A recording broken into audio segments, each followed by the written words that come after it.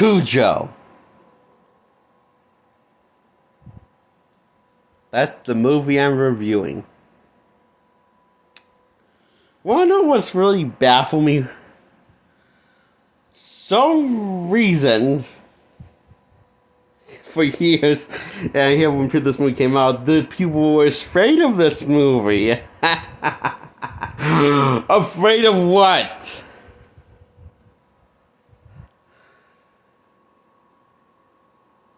How stupid and clueless and oblivious our humans can be to the neighbor, to the dog, to a dog that's clearly going through something, and clearly got some form of rabbit disease from the bat because someone dog was created to let the dog run loose and unsupervised. And run free, chasing a rabbit into a bat cave and biting the dog getting bitten. And there goes Cujo, starting to have a mental breakdown due to the sounds, being sensitive to sounds, and trying not to outlash at people, while having the temptation to get angry with people and almost kill people, and eventually do kill people and stuff, and animals too. But apparently nobody really picks up on this, except for the kid. That's the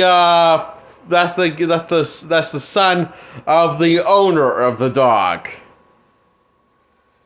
And admit that Cujo's not acting like himself. Something's off with him, and that you should do something about it.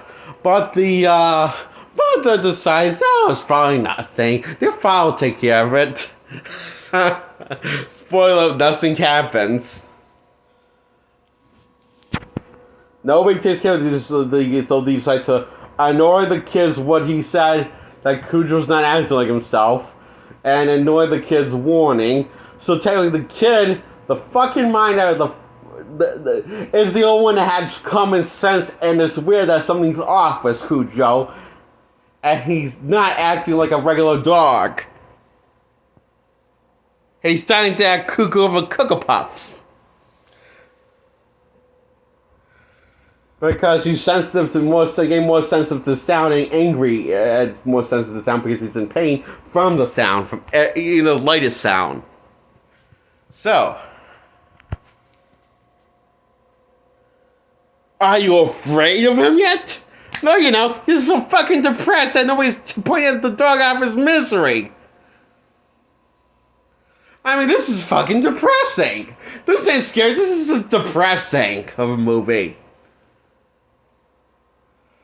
And the fact that nobody has actually caught on that Cujo's probably rabbit, or hasn't guessed, or took him to a doctor or a vet, because nobody hasn't caught something's off with Cujo, except for the kid. I say those assholes deserve to die, don't you? By Cujo's hands? I think so. So they do. The only one I feel bad for is the kid that caught on. It's just he's the one I felt bad for because then the guy that gets murdered. That was basically the one guy gets murdered. Then that guy comes to see the guy. His boss is murdered. His partner also, so that partner that's a mechanic, and he's a mechanic too. And finds out that he sees Cujo covered in blood and almost in pus, covered in pus, and figure out that he's a rabbit. So now he puts two and two together. Gee, what was his first clue? Tra-la-la. Go ahead, yeah, great. You figure it out once it's too late that the dog's about to attack you. And fall right off his fall. Gone cuckoo for Cocoa Puff by now. And instead of you would think now he's rabbit. You would think that he would try to stay calm or stay quiet or something. But Cujo wants to attack him, and the fact he's making more now, so they're making more noise sounds. It's not really helping this kid. I can't imagine it's not helping Cujo from not attacking him, you know, like killing him. So this other family that's neighbors in the neighborhood, their kid has been having nightmares, and turns out Cujo's the monster in the closet, I guess, that he's had permission of. Right? That thought and see that as a monster, I guess. It's unclear what he saw in the closet. I think it just makes him foreshadow the events of Cujo, but I'm not really sure if it was a dream or paranoia where he's had seen all with Cujo, like when he saw this Cujo and raping and stuff. It's infected. It's so anyway, the mother goes for a ride with the kid, and when the father's out of town for work, and then they run out of gas, and well, then one guy says the car stops working, so now they stay locked in the truck while the Cujo is in that area. So he's trying to kill them because he heard them sound that they were making, you know. So once more, trying to open the mother closes the windows because Cujo's trying to attack them. The mother gets scratched and gets wounded by Cujo while closing the windows, but the kids is perfectly fine. So now we have to worry about the mother being infected by rabbit disease. Little known fact, children and parents of all ages, I wasn't sure, so I had confirmed with my dad on this. Can a human get affected by a dog if the dog scratches or bites the human if they are already infected? And well, technically they can, so... And that explains why the mother's getting all sweaty and more than she's looking more pale and sweaty than the kid. And it shows! So... that little happy ending when Cujo's dead and the mother kills Cujo and the family's all reunited. It's not really happy because the mother's now going to be infected and eventually go crazy. What do you think about? So really, it's a cop-out happy ending. So anyway, so yeah, they're in the car for a few days and Cujo's outside the car in the same area. He's on attacking ship because he hears noises and phone calls and stuff.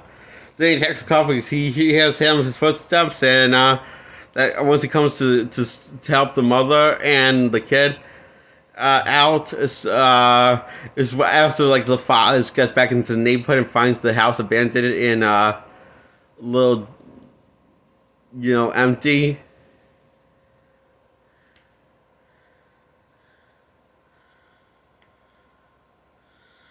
And thinks it's a little odd how the house is abandoned and empty. No one's there, so he calls police. Police accuse him, so he decides to. So he just denies the whole accusing, and he just doesn't know what's going on. He just says he just got home today, and so he decides to go out looking for them. And he arrives at the house after my killed Cujo. Once she's trying to revive and succeeds reviving the kid from suffocating in the car. And then the family reunites. It all seems happy and dandy as a fine ending, happy ever after ending. Now, the reason why Cinema's kind of infected and also going to be rabid because we see her when she shoots a gun at the window. Well, not the window, the back of the car. She's to get out the kid, and she shoots a bullet, and she drops the gun for a brief moment in slow motion. You can see that she covered her ears, almost like that blast of that gun was a little too much for her when it hit the glass. Now, I know. Not the most. I wouldn't. Now, if I didn't know, but I say she has also become rabid.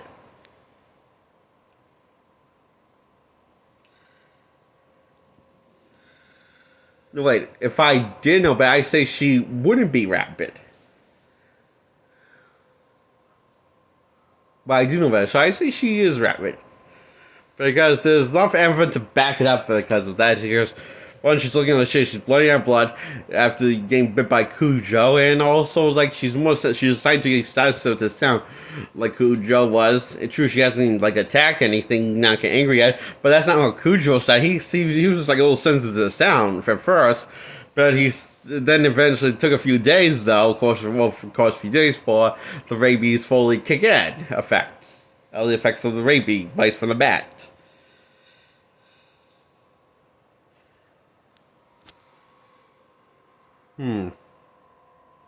That Cujo was bitten from in the first place.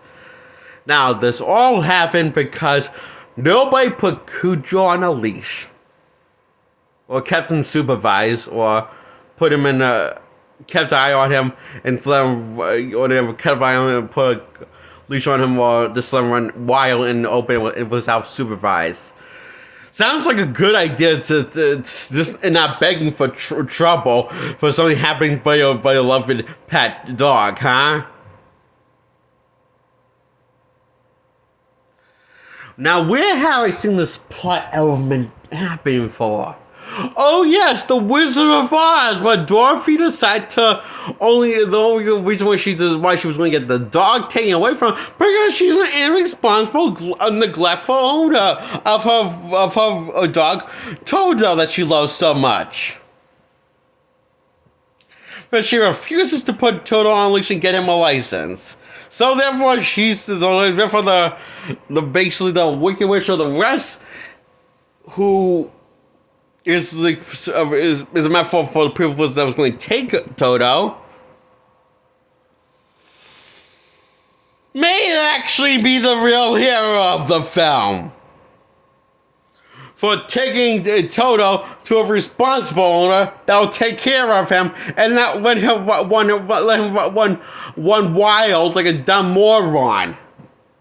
I'm looking at you, Dorothy, and the owners of Cujo.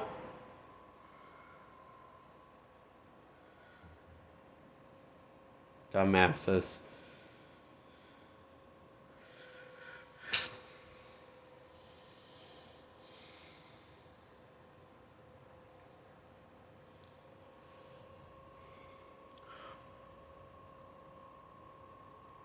But I'm not here to talk about Judy Garland's Wizard of Oz, am I? I'm here to talk about Cujo. I brought that in as a reference to see that the ball and took inspiration from the Wizard of Oz. The one was Judy Garland, which is the remake of Wizard of Oz, because the original one came out in the 50s. No, wait, the 30s. 30s or 20s. Anyway, that was a silent film, black and white. That didn't have Judy Garland, but had a different cast, but had the same premise and the same story as the one with Judy Garland, just with some more dated effects and an older cast.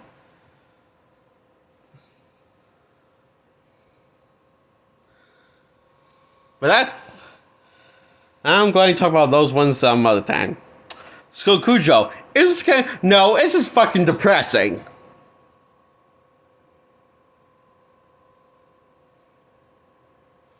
Because people just neglect Cujo and can't get it on until it's too late. They realize, wait, he's rabid. Wow.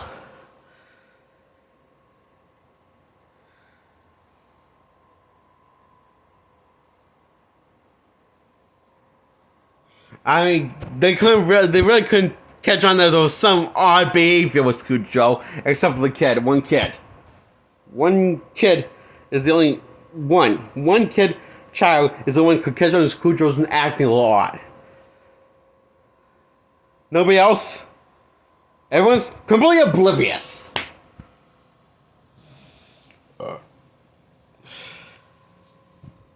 It's very depressing in hindsight when you think about this movie, huh?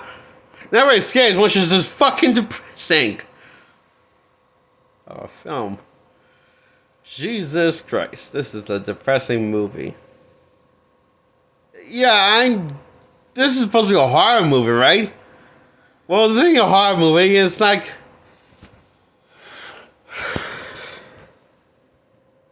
it's not really like completely written. Is in like you would think all people would have. It's.